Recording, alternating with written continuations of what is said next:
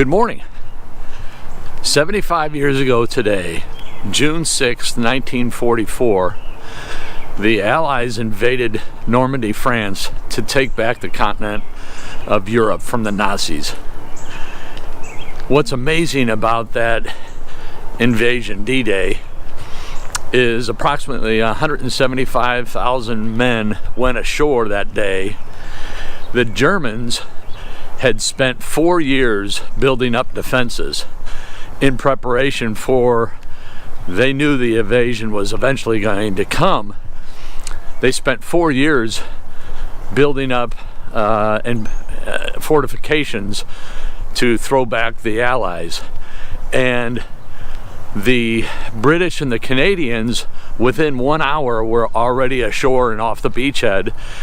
The Americans landed at 2 different points, Utah and Omaha. Utah, they got ashore rather quickly, and Omaha, it took the better part of a day.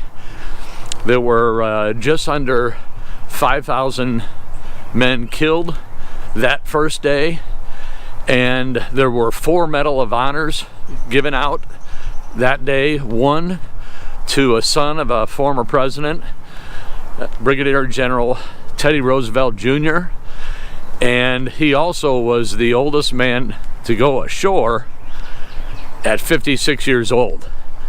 And it's just, reading about that is amazing, because what he had to go through in order to get permission to be on the first landing crafts, that in itself was an amazing feat.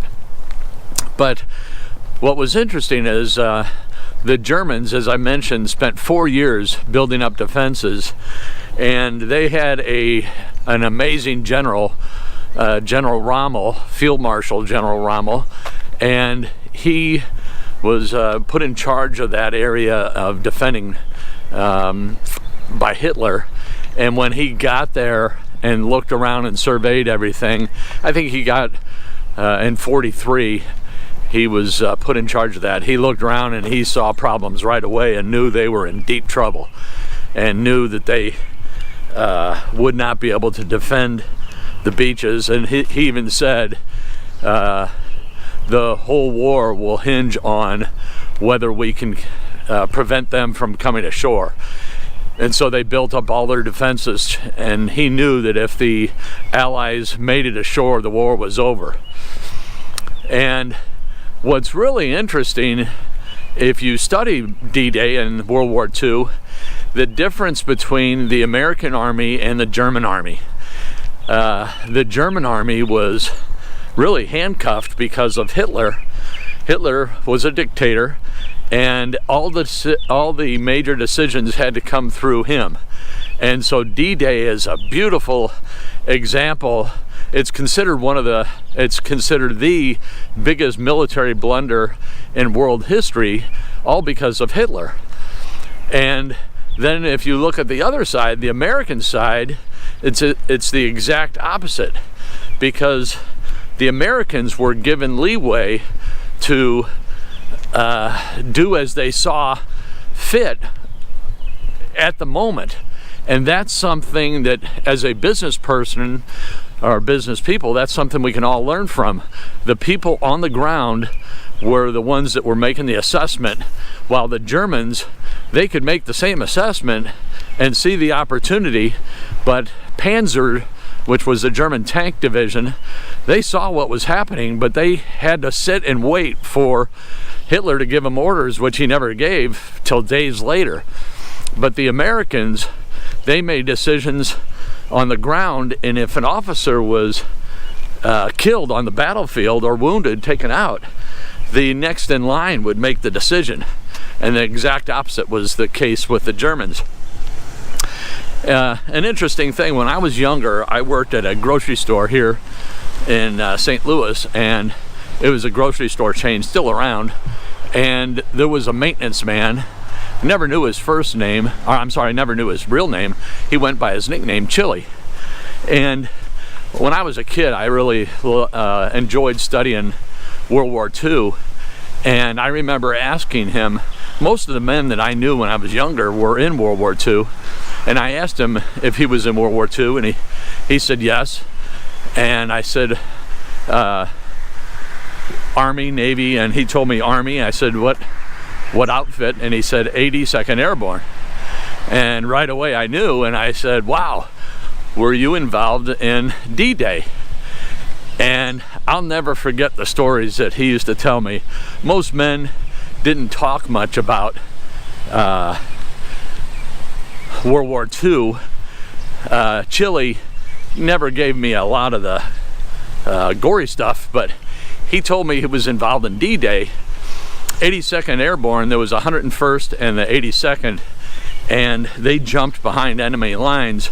They actually went out on June 5th, and Chile was telling me, or would tell me, that on D-Day he jumped behind enemy lines, and I said, well, what was it like? And he looked at me with a big smile, and he said, I had the time of my life.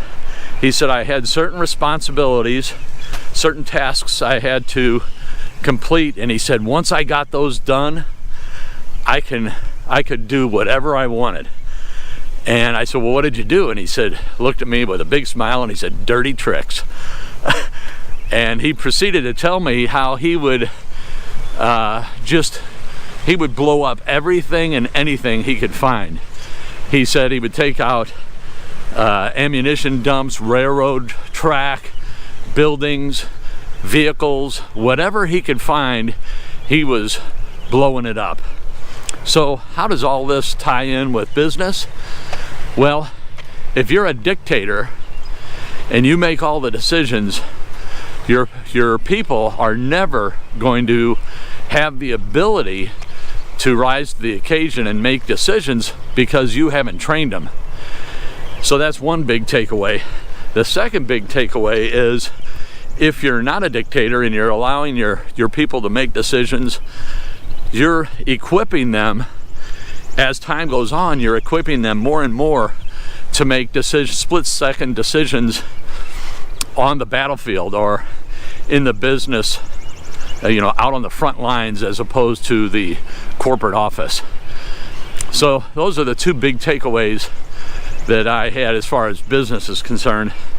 But the other big takeaway, and this is kind of a political, not kind of, it is a political statement, is, there's a certain person that when it came to the national anthem, instead of standing, he chose to kneel. The men that fought on D-Day 75 years ago today fought for his right to do that.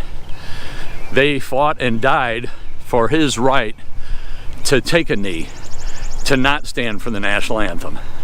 That's exactly his right. He can do that, and we can't begrudge him. When a company supports him, that's their right. The men that died on Normandy, the beaches there, they died for that company's freedom to do exactly that. Support that athlete and hire him and pay him millions of dollars. I, on the other hand, vote with my dollars. I took all my shirts, all my apparel that I had with that company, and I threw them all away. That's my right. I don't wear that stuff anymore, and I'm not going to wear it. That's my right. And I've been thinking a lot about freedom, and man, we take so much for granted. You can stop and say, oh, those men died for our freedom and they gave us the freedom and all that shit I just said, and it's still not enough.